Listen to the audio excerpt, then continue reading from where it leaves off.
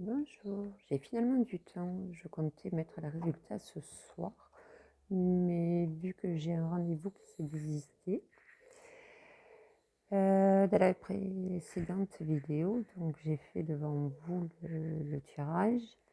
Comme vous le savez, en principe, je suis plus tournée par la bibliomancie, mais là, pour l'oracle d'Hildegarde, donc j'ai préféré effectuer le tirage de cartes. Alors, ici, pour les personnes qui éventuellement avaient fait ce choix de la carte numéro 23, où il est question l'énergie féminine me relie aux forces sacrées de la nature et à la matrice de toute vie. Donc à présent, nous allons découvrir les cartes. Ici, nous avons la carte de la protection avec cette magnifique biche portant le numéro 5, la protection. Ici, carte de communication et des échanges. Et ici, nous avons Iseult, symbolique de la femme. On va d'abord voir ce qu'il en est avec Iseult, l'énergie de la femme.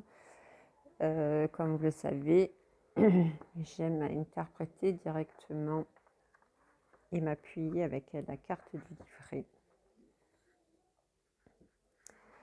Donc la carte 23, la femme, figure symbolique, la prédiction, elles sont... J'adore cet oracle. Alors il peut ne pas parler à tout le monde, mais dans l'ensemble, il est, à mon sens, c'est du prédictif.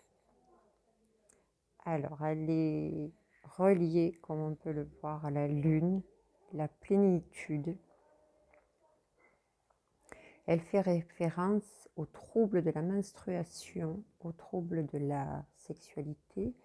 Les pierres associées à cette carte sont la pierre de lune, l'enstatite et la chrysocole.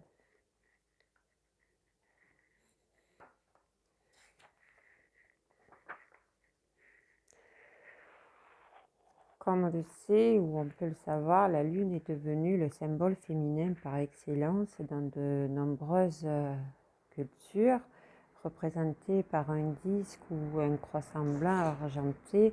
Sa forme évoque le ventre de la femme, se peut pendant la grossesse. On attribuera à la femme son rayonnement délicat, la lune reflétant la lumière solaire, son lien avec la nuit qui crée à la fois envoûtement et appréhension, à l'image des capacités d'enfantement de la femme, générant la fascination et parfois la crainte. La durée du cycle hormonal étant de 28 jours, rappelle les cycles de transformation de la Lune durant ce mois. Par glissement métaphorique successif, la femme liée à la Lune est devenue synonyme de passivité et d'instabilité. Pourtant, rien n'est plus discutable car le pouvoir de l'astre lunaire sur la Terre est important, dynamique et perceptible. La Lune contrôle les marées, agit sur la croissance des plantes, influence la rotation de notre planète et en conséquence les climats. Elle aurait même un rôle majeur dans le maintien du champ magnétique terrestre, selon une publication du Centre national de la recherche scientifique et la revue américaine Current Biology, publiée en 2013. Des études scientifiques prouvant l'influence physiologique et également des cycles lunaires, soit environ 29 jours, sur le comportement humain et en particulier sur la qualité du sommeil lors de la pleine lune. Donc ici, il est préconisé de vous relier à la plénitude de la lune. Donc les prédictions au sens général, la carte 23 évoque donc la figure féminine en général, qu'il s'agisse de la consultante, d'une amie, de la mère, de l'épouse, de l'amante, de la sœur ou encore de la fille. Si vous êtes une femme et que vous utilisez, on peut utiliser les cartes du premier jeu, donc notamment celle-ci, elle vous Donc, comme je disais, pardon, celle-ci, l'énergie féminine, aura force sacrée de la nature et la matrice de toute vie. Comme quoi, elle n'est pas sortie pour rien. Donc ici, Iseult est empreinte de force, de tendresse, de connaissance intuitive. Elle est à ce titre très proche énergétiquement. Dans cet oracle, donc, il est conseillé des plantes et des cristaux. Ici, en plante, elle préconise le houblon qui possède une triple efficacité pour la femme après 50 ans. Il renferme des propriétés sédatives qui favorisent le sommeil, souvent perturbé pendant la ménopause. Il réduit l'anxiété et la mélancolie et diminue les bouffées de chaleur. Le houblon soulage aussi les douleurs pendant les menstruations. Il y a également la ronce ou le mûrier sauvage qui apparaît dans le roman de Tristan et Iseult comme l'image même de l'amour. Ses fleurs rosées et suaves font oublier sa constitution hostile faite d'épines. Elle est l'image du feu de la passion qui occulte les souffrances à venir pour les deux personnes, et là en l'occurrence pour vous si c'est le cas. Le soin par les pierres. Alors, la pierre de lune au reflet nacré s'inscrit au premier plan pour garder les fonctions hormonales féminines, qu'il s'agisse des menstruations ou de la lactation. Elle permettrait même la libération des blocages émotionnels responsables de certaines stérilités jugées parfois inexplicites. L'instatite ou bronzite apporte une bonne régulation des cycles menstruels par l'amélioration de la circulation sanguine et donc et après la chrysocole aussi qui a aussi une action sur le plan physique, notamment contre les maux de ventre lors des menstruations. Ensuite, donc nous avons la carte des communications qui porte le numéro 14. 14 qui donc favorise les échanges. Dans cette carte, dans le côté prédictif, indique les moyens de communication, la sociabilité, la circulation des énergies. Elle est liée à tous les moyens de communication, hein, que ce soit les courriers, messagerie électronique, téléphone ou public, ce peut par la radio, par la télé, internet. Elle attriste cette carte au lointain, à l'étranger. C'est la lame des conférenciers, des professionnels de la communication, des commerçants, des diplomates, des voyageurs. L'énergie de la carte, avec son énergie positive et féconde, parle de sociabilité, donc de communication apaisée, et elle encourage à sortir de votre isolement et donne de l'importance à l'autre et aux mots. Dans une parole vraie et pacifiée, de ce fait, elle requiert humilité, apaisement, voire réconciliation. Un peu à l'image de la lame 14 dans le tarot, la tempérance, une des 4 vertus cardinales médiévales. Alors les mots de l'organisme sont les mots avec lesquels le corps exprime sa souffrance. À leur tour, les mots, à travers la parole, peuvent à leur tour devenir source de mots individuels et collectifs. Pardon. Don Miguel Ruiz, dans les 4 accords Toltec, fait de la parole impeccable le premier accord, le plus important de l'accord Toltec et parfois le plus difficile à honorer. Il ajoute: avoir une parole impeccable, c'est faire bon usage de votre énergie, que vous l'utilisiez dans le sens de la vérité, de l'amour et de vous-même. Utilisez la parole pour partager votre amour. Et en opposition, elle désigne aussi bien un entourage négatif que des difficultés à communiquer. Elle est le signe d'une incommunicabilité, d'une solitude profonde. Aussi, par les soins Au niveau santé, pardon, aussi, elle est en rapport avec la gorge, la bouche, mais également avec le sang qui assure les échanges entre les différents organes du corps.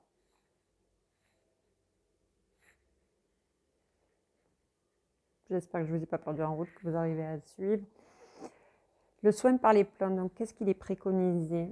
Le gingembre, la propolis, qui enraye les maux de gorge et la phonie, un mélange de muscade et de cannelle dans les aliments ont une action purificatrice sur le sang. Les soins par les pierres, alors il est préconisé, elle nous préconise la calcédoine bleue qui débloque l'expression des personnes timides. L'apatite vert bleuté améliore la qualité de la voix de l'orateur, alors que l'apatite bleue incite l'auditeur à une meilleure écoute et compréhension, et l'aigue marine, quant à elle, possède à elle seule les qualités des deux apatites. Et enfin, avec la carte protection portant le numéro 5,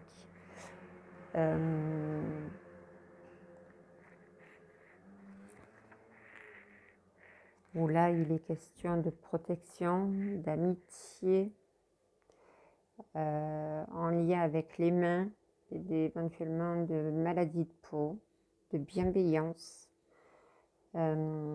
Ici, il est représenté la biche, qui est le symbole de protection dans de nombreuses légendes du Moyen-Âge relatant la vie des saints et des rois.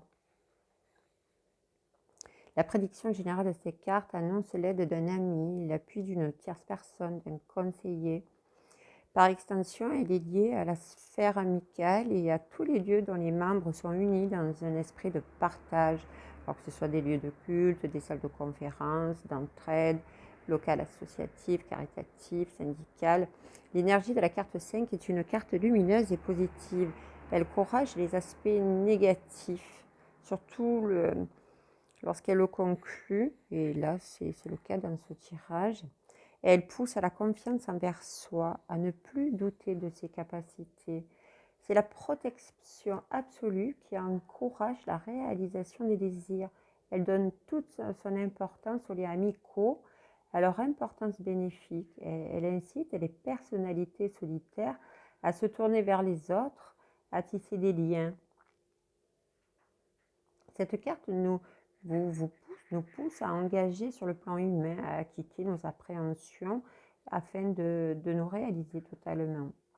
Avec la carte 5, nous sommes appelés à cultiver la gratitude, à remercier l'univers pour les petits et grands bienfaits qui jalonnent notre vie. Et en opposition, elle peut annoncer une mésentente, un acte de malveillance, une trahison dans la sphère amicale, mais aussi une méfiance excessive envers l'autre. Côté santé, elle est en liaison avec la peau et les mains. La peau est la membrane qui sépare le dedans du dehors du corps en protégeant l'organisme des attaques extérieures. La peau est l'organe le plus lourd du corps humain avec un poids de 4 kg. Dotée d'une structure complexe, elle participe par les expériences tactiles du nouveau-né au développement de la conscience de soi et de l'autre.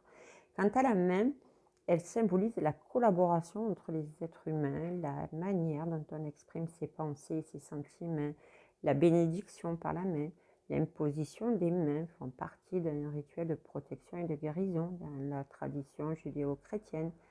La main de Fatima ou comme ça, commune à plusieurs cultures, est censée protéger celui ou celle qui la porte.